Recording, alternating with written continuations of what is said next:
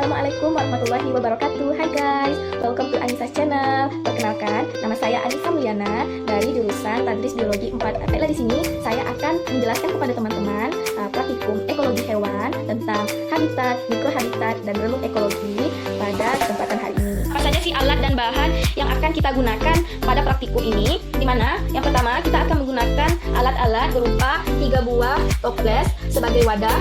Ada alat tulis dan ada juga stopwatch. Di sini kita menggunakan stopwatch HP sebagai penghitung waktu. Dan berikutnya bahan yang akan kita gunakan yaitu ada air jernih, ada ikan air tawar. Di sini kita menggunakan ikan raya. Di sini ada garam, ada lumut dan ada lumpur. Selanjutnya saya akan menjelaskan prosedur kerja kita atau langkah kerja kita pada hari ini. Sediakan 3 buah toples. Sebelum kita memulai pada toples pertama, sebelumnya saya akan melihatkan kepada teman-teman bagaimana morfologi dari ikan raya yang saya pakai ini. Nah, di sini kelihatan bahwa kepala, badan, dan ekor dari ikan ini masih dalam keadaan yang baik. Nah, operkulumnya masih bergerak dengan baik, membuka tutup dengan baik, dan juga mulutnya juga masih berfungsi dengan baik sebagai untuk mengambil udara juga untuk bernafasnya. Mata masih dalam keadaan yang baik. Ekornya juga di sini lateral lainnya, buat sisi di sini berfungsi untuk sebagai keseimbangannya di dalam air. Di sini tubuhnya tidak berlendir ya teman-teman, masih dalam keadaan normal. Di sini dia juga tidak mengeluarkan urin ya teman-teman. Dia tidak mengeluarkan urin. Baiklah, saya akan masukkan kembali toples yang pertama.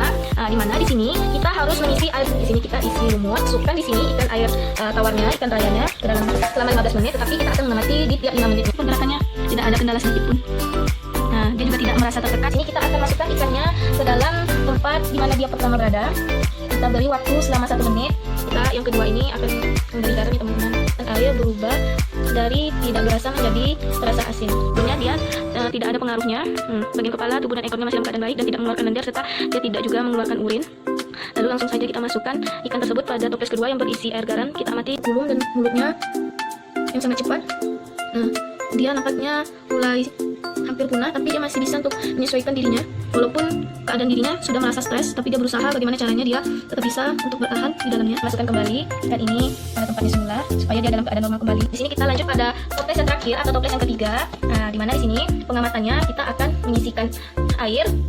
Kita isi air dan juga lumut, memberikan lumpur ke dalam toples. Kita lihat bahwa airnya telah berubah warna menjadi keruh, keadaan normal kembali. Kita masukkan dia ke toples ketiga. Kita lakukan juga selama 15 menit. Lihat dia dari tadi bergerak, dan dia juga terancam punah nampaknya, badannya juga tertidur. Nampaknya dia dalam keadaan stres. Baiklah, berarti dapat disimpulkan ikan air tawar, karena di sini juga sama dengan habitatnya air tawar, berarti dia lebih baik diletakkan pada toples pertama yang tidak diberi pengaruh apa-apa. Dia memiliki habitat yang sangat baik pada tempat yang pertama. Dan di saat kita masukkan pada toples yang kedua, di mana toples kedua tadi kita tambah di situ konsentrasi dari garam, di mana garam tersebut tidak membuat si ikan ini dapat beradaptasi dengan baik. Dan ikan itu dalam keadaan stres. Operkulumnya tadi yang membuka sangat cepat, dan di sini ikan itu sulit untuk beradaptasi, dan di sini dia terasa terancam punah. Terjadilah di sini tidak sesuainya terhadap relung ekologi terhadap ikan pada toples kedua. Di sini karena dia mengeluarkan tadi berupa adaptasi dari fisiologi ataupun dari adaptasi secara strukturalnya, di mana tadi secara morfologi tadi kan tubuhnya ini mengeluarkan banyak lendir, padahal sebelumnya dia tidak mengeluarkan banyak lendir. Pada fisiologi, adaptasi fisiologi di sini dia harus mengeluarkan banyak urin karena dia sebelumnya habitatnya itu pada air tawar, bukan pada air yang asin. Jadi dia tidak dapat beradaptasi pada toples yang kedua. Berikutnya pada toples yang ketiga yang berisi tadi lumpur di sini, di mana si ikan ini juga sulit untuk beradaptasi dan dia juga merasa stres dan tidak tahu apa yang harus dilakukan. Dan di sini pun si ikan itu dia terjadilah suatu mikrohabitat, di mana mikrohabitatnya ini pada tempat yang berlumpur dia tidak bisa juga untuk beradaptasi karena habitat yang sebenarnya itu dia memang suka pada air tawar yang jernih.